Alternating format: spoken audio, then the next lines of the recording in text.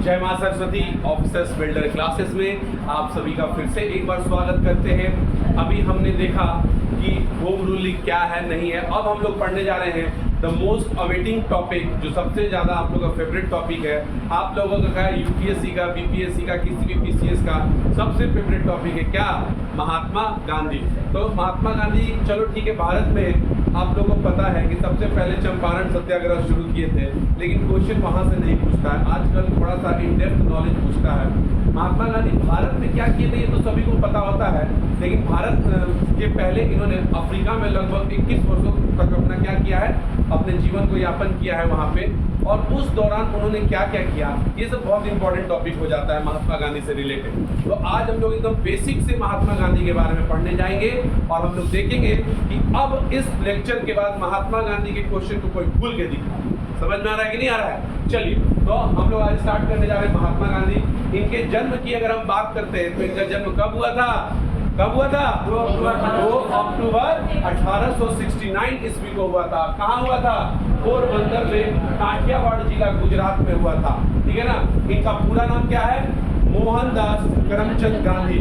मोहनदास करमचंद गांधी। करमचंद गांधी इनकी किसका नाम था? इनके पिता का नाम था। इनकी माता का नाम क्या था?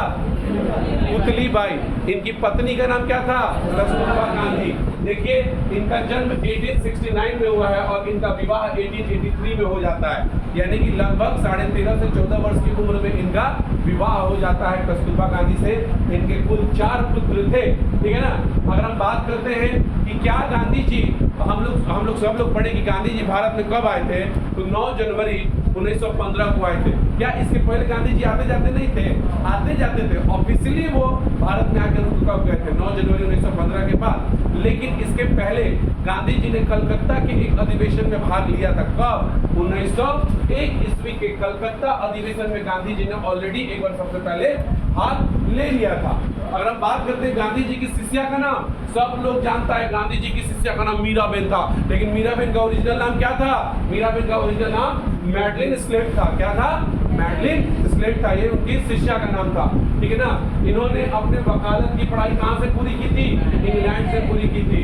और देखिए, एक होता है ना कि जब आपको डिग्री मिल जाता है तो आपको काम भी मिलता है। तो गांधी जी को कैसे काम नहीं मिलेगा?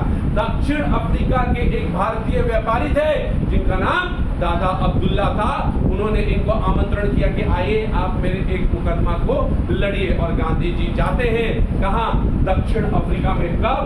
1892 ईस्वी में। तो गांधी जी 1892 ईस्वी में दादा अब्दुल्ला के आमंत्रण पर उनका मुकदमा लड़ने दक्षिण अफ्रीका में डरबन जाएंगे। कहाँ जाएंगे? डरबन। अब जैसे ये यहाँ पे जाएंगे तो इस ये मुकदमा को जीत जाते हैं और इसके साथ इनकी सफलता का पहला चरण इन्होंने पूरा किया। इसके बाद तो गदर मचा दिया था इन्होंने। देखिए, 1893 में क्या हुआ कि जब ये एक बार डरबन से प्रिटोरिया जा रहे थे, डरबन से प्रिटोरिया जाते वक्त, डरबन भी आपके दक्षिण अफ्रीका में है, प्रिटोरिया भी आपके दक्षिण अफ्रीका में है। तो डरबन से प्रिटोरिया जा रहे थे तो बीच में वो स्टेशन पड़ता है जिसका नाम क्या था? जिसका नाम क्या था? पीटर, आपका क्या था? पीटर मेरिट्सबर्ग था। पीटर मेरिट्सबर्ग में जब टीटी साहब आके देखते कि 3rd क्लास में एक काला व्यक्ति रंग भेद के आधार पर कहते तुम इसमें कहां से घुस गया रे हैं? अब गांधी जी को रंग भेद के आधार पर कहते कि तुम्हारे पास 3rd क्लास का टिकट है तो क्या हुआ? 3rd AC का निकलो। और पीटरबर्ग स्टेशन से इनको उतार दिया जाता है। अब गांधी जी का यहाँ पे सनक जाता है कि अच्छा रुको रुको, तुमने गांधी को छेड़ा है। अब 1893 में जैसे ये इनके साथ ये घटना होती है तो 1894 ईस्वी में रंग भेद के खिलाफ इन्होंने दक्षिण अफ्रीका में, कहाँ पे? दक्षिण अफ्रीका में नटल कांग्रेस की स्थापना की। बीपीएससी, यूपीएससी हर एक एग्जाम में पूछा गया है कि नटल कांग्रेस की स्थापना कहाँ की गई है? तो दक्षिण अफ्रीका में की गई थी। ये नटल कांग्रेस किसके लिए स्थापित किया गया था? रंग भेद नीति के खिलाफ किया गया ये एक आंदोलन था। समझ में आ रहा है कि नहीं आ रहा है? हालांकि गांधी जी की जो विचारधारा थी एक अहिंसात्मक विचारधारा थी। जहां पे हिंसा होता था तो गांधी जी जो अहिंसा पक्ष के लोग होते थे उसका मदद करते थे। तो इसी समय एक बोअर युद्ध हो रहा था दक्षिण अफ्रीका में। तो बोअर युद्ध के समय 1894 ईस्वी में गांधी जी ने 1894 कह रहा हूँ, 1899 ईस्वी में गांधी जी ने ब्रिटिश सेना के लिए बोअर युद्ध में भारतीय एम्बुलेंस सेवा शुरू किया था कि अगर किसी भी ब्रिटिश सेना को किसी भी तरह से घायल वगैरह हो जाते हैं तो उनको अस्पताल तक पहुंचाया जाए। भारतीय एम्बुलेंस सेवा इन्होंने शुरू किया था। इससे ब्रिटिशर्स इनसे प्रभावित होकर इनको बोअर पदक देते हैं। तब 1899 ईस्वी में फिर क्या होता है, 1903 ईस्वी में इन्होंने जोहान्सबर्ग में, कहां पे, जोहान्सबर्ग, ये आपकी दक्षिण अफ्रीका है, जोहान्सबर्ग में इन्होंने क्या किया था, अपने एक वकालत का दफ्तर खोला था तथा वहीं से इंडियन ओपिनियन, अगर किसी को भारतीयों की सलाह चाहिए तो आप आके यहाँ पे ले सकते हैं, इंडियन ओपिनियन की स्थापना की थी। हालांकि इसको पत्रिका के रूप में इन्होंने आगे चल के प्रकाशित करना शुरू कर दिया था।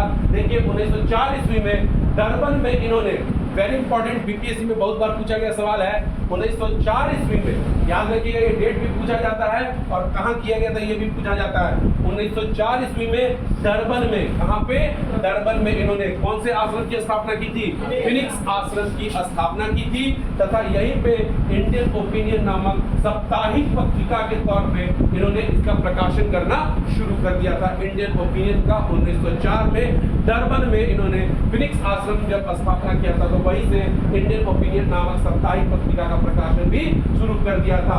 इसके बाद अगर हम बात करते हैं गांधी जी ने पहला सत्याग्रह कहां किया था, पूछा गया सवाल है, तो 1906 ईस्वी में इन्होंने कहां किया था, दक्षिण अफ्रीका के जोहान्सबर्ग में किया था इन्होंने अपना पहला सत्याग्रह। क्यों किया था, देखिए वहां पे एक नियम कानून बनाया गया था कि तुम भारतीय हो, तुमको एक पंजीकरण प्रमाण पत्र लेके चलना पड़ेगा और जब तक तुम उसको लेके चलोगे तभी तक तुम इस पूरे क्षेत्र में स्वतंत्र पूर्वक घूम सकते हो। जैसे तुमको हटाओगे तो तुम्हारे ऊपर आरोप लगाया जा सकता है, चोरी का आरोप लगाया जा सकता है, रंग भेद का आरोप लगाया जा सकता है, पीटा जा सकता है, जेल में बंद किया जा सकता है। तो ये कौन बात हुआ, गांधी जी बोले अच्छा तुम ये करेगा, तो गांधी जी ने बोला रुको मैं भी करेगा, क्या, पहला सत्याग्रह। तो गांधी जी ने अपना पहला सत्याग्रह जोहान्सबर्ग से किया था। कहां से किया था, जोहान्सबर्ग में। अब पहली बार जेल का आनंद भी इन्होंने इसी सत्याग्रह में लिया था। तो गांधी जी प्रथम बार जेल कब गए थे, 1906 में अपने जोहान्सबर्ग में जो इन्होंने सत्याग्रह शुरू किया था, इसमें भारतीयों के प्रति रंग भेद का खिलाफ, भारतीयों के प्रति रंग भेद किया जाना था, उसी के खिलाफ ये आंदोलन था।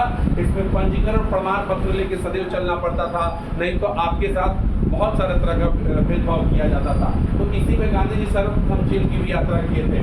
ठीक, अगर हम बात करते हैं फिर 1910 ईस्वी में, तो गांधी जी ने 1910 ईस्वी में जोहान्सबर्ग में टॉलस्टॉय आश्रम की स्थापना की थी।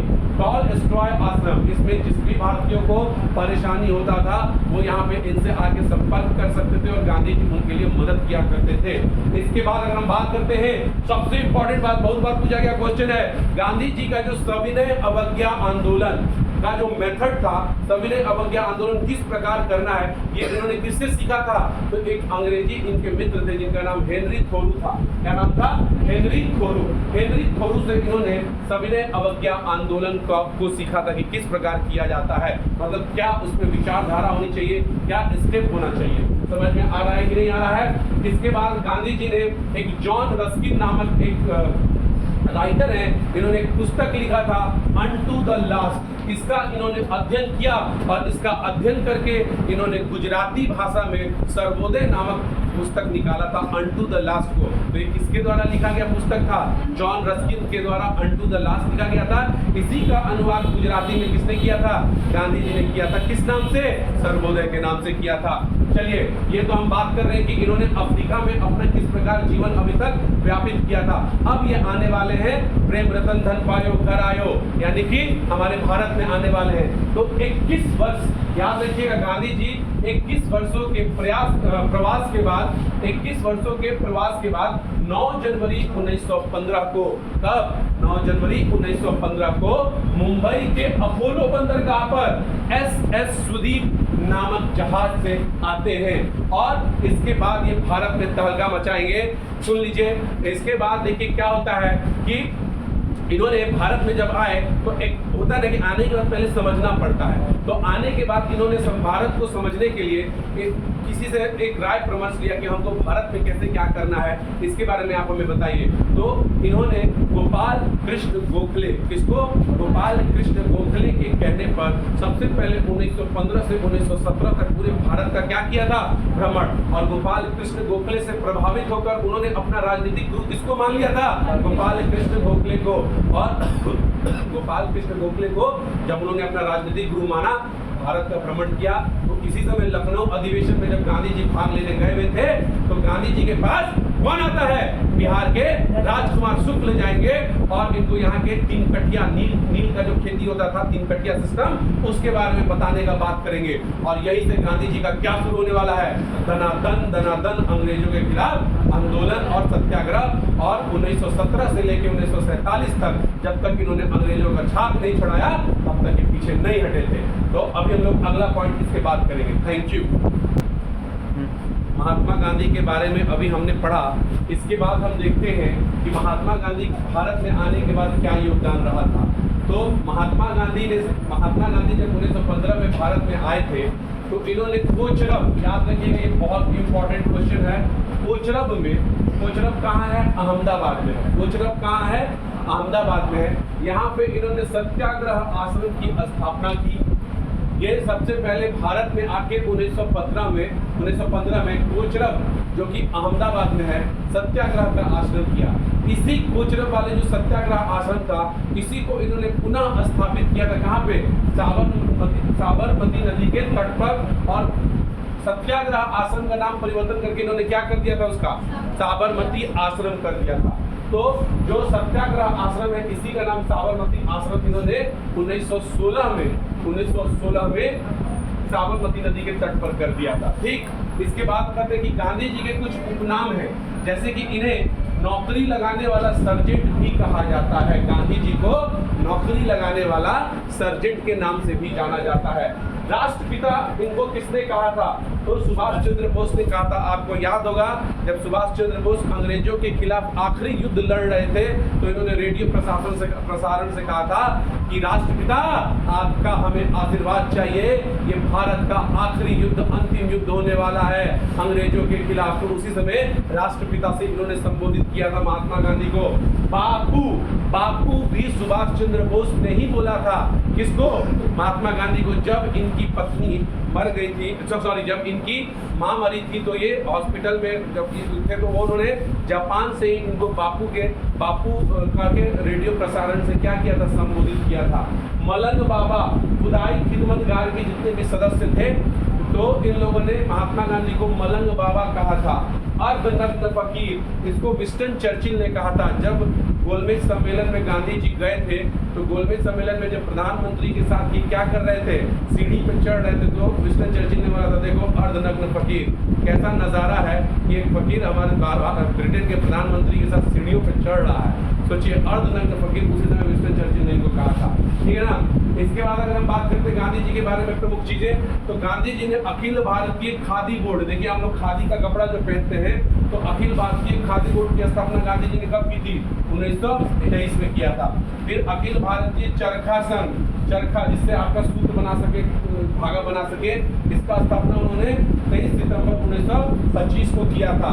अगर हम बात करते हैं गांधी जी की आत्मकथा के बारे में, तो गांधी जी की आत्मकथा का नाम क्या है, सत्य के मेरे प्रयोग, the experiment of my truth, इनका ये आत्मकथा है। हम बात करने जा रहे हैं गांधी जी की कुछ प्रमुख पुस्तक, गांधी जी के कुछ प्रमुख समाचार पत्र। तो गांधी जी के कुछ प्रमुख पुस्तक में आपका India of my dream, Gita Mata, Hind Swaraj, सुनो विद्यार्थियों, सत्य के मेरे प्रयोग, ये इनके कुछ प्रमुख पुस्तक हैं। और कुछ समाचार पत्र पे आ जाइए, जैसे कि Indian Opinion, the Green Pamphlet, Young India, Harijan, ये इनके कुछ समाचार पत्र हैं। अगर हम बात करते हैं गांधी जी का भारत में सबसे पहला सफल आंदोलन कौन सा था, तो देखिएगा CAK, केक याद रखिएगा। केक क्या होता है आपका, सी से चंपारण सत्याग्रह, जो कि 1917 में हुआ था। उसके बाद अहमदाबाद मिल मजदूर आंदोलन जो हुआ था, वो 1918 में हुआ था। उसके बाद खेड़ा सत्याग्रह, ये भी 1918 में हुआ था, ये दोनों गुजरात में हुआ था। इसके बाद एक बहुत महत्वपूर्ण आंदोलन हुआ था, कौन सा आपका, असहयोग आंदोलन, ये 1920 से 1922 तक। अभी बहुत सारा चीज पढ़ना है, ये गांधी जी का पर्सनल इंफॉर्मेशन आज हम लोगों ने पढ़ा। थैंक यू, जय हिंद, जय भारत।